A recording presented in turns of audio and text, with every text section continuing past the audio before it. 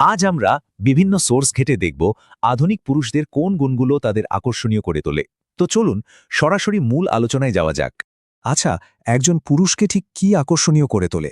এই প্রশ্নটা নিয়েই কিন্তু আজকের আলোচনা।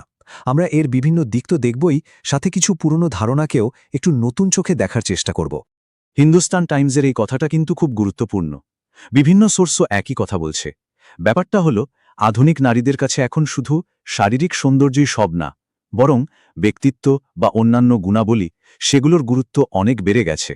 তো চলুন বিষয়টা একটু গভীরে গিয়ে দেখি। একদম গোড়া থেকে শুরু করা যাক, মানে সেই সব গুণাবলী দিয়ে যা আসলে আকর্ষণের আসল ভিত্তি তৈরি করে। দেখুন, ইন্টারেস্টিং ব্যাপার হলো উইকি হাউয়ের মতো সাইট বা বিভিন্ন একাডেমিক গবেষণায় ঘুরে ফিরে এই 4টা গুণের কথাই কিন্তু সামনে আসে: সততা, সত্যবাদিতা, দয়া আর নির্ভরযোগ্যতা। বলা হচ্ছে এগুলোই নাকি একটা মজবুত সম্পর্কের আসল ভিত্তি। যেমন ধরুন দ্য আর্ট অফ চার্মের কথা। তারা বলছে সততা জিনিসটা আসলে বিশ্বস্ততার একটা বড় প্রমাণ। মানে যখন কেউ দেখে যে একজন মানুষ নিজের আদর্শে ঠিক থাকছেন, তখন একটা বিশ্বাস তৈরি হয়। আর এই বিশ্বাসটাই কিন্তু দীর্ঘস্থায়ী আকর্ষণের জন্য খুব জরুরি। এই গবেষণাটা কিন্তু দারুণ একটা বিষয় সামনে এনেছে। বিষয়টা হলো নিঃস্বার্থ থাকা বা দয়ালু হওয়া, এগুলোকে শুধু ভালো গুণ হিসাবেই দেখা হচ্ছে না, বরং এগুলোকে একজন ভালো সঙ্গী, এমনকি একজন ভালো বাবা হওয়ার লক্ষণ হিসাবেও দেখা হচ্ছে। এটা কিন্তু অনেক বড় একটা ব্যাপার। তার মানে শুধু ভেতরে ভেতরে ভালো চরিত্র থাকলেই হবে না। আসল চ্যালেঞ্জটা হলো সেটাকে ঠিকমতো প্রকাশ করা। কারণ এই প্রকাশ করার ক্ষমতার ওপরেই নির্ভর করে একটা সংযোগ তৈরি হবে কিনা।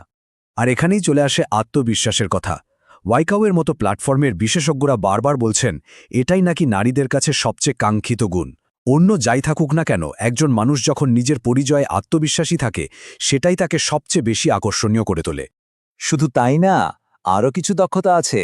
যেমন ধরুন নেতৃত্ব দেওয়ার ক্ষমতা, আবেগ প্রকাশে সাবলীল থাকা, কিংবা বুদ্ধিমত্তা আর কৌতূহল।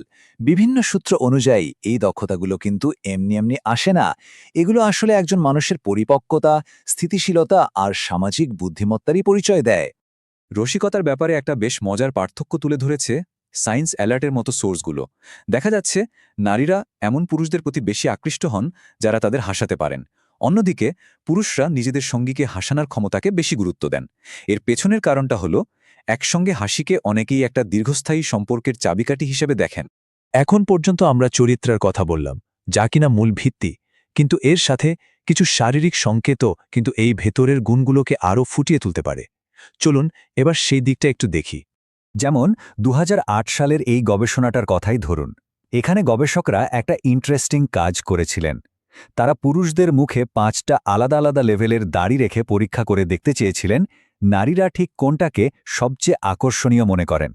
আর এর ডেটা থেকে বেশ চমকপ্রদ একটা জিনিস বেরিয়ে আসে। দেখা গেল পুরো দাড়ি পুরুষত্বের দিক থেকে সর্বোচ্চ রেটিং পেলেও আকর্ষণের দিক থেকে কিন্তু সেরা ছিল না। মানে যেটা সবচেয়ে বেশি পুরুষালী মনে হচ্ছে সেটাই সবচেয়ে আকর্ষণীয় নয়। তাহলে কোনটা সেরা ছিল? ফলাফলটা দেখুন। হালকা খোঁচা দাড়ি বা লাইট স্টেবলকেই কিন্তু সবচেয়ে আকর্ষণীয় হিসেবে রেটিং দেওয়া হয়েছে। আর মজার ব্যাপার হলো স্বল্পমেয়াদী বা দীর্ঘমেয়াদী দুই ধরনের সম্পর্কের ক্ষেত্রেই এটাকে বেশি পছন্দ করা হয়েছে।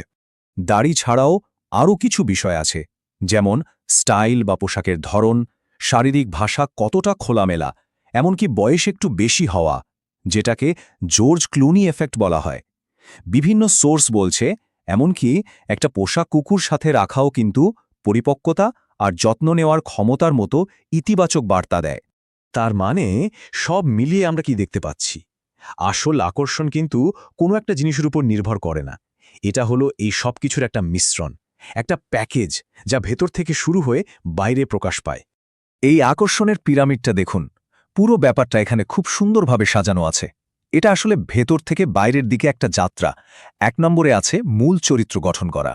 2-এ সেই চরিত্রকে সামাজিক আর আবেগিক বুদ্ধিমত্তা দিয়ে প্রকাশ করা। আর সবশেষে 3 নম্বরে নিজের বাহ্যিক উপস্থাপনাকে আরও একটু সুন্দর করে তোলা। এত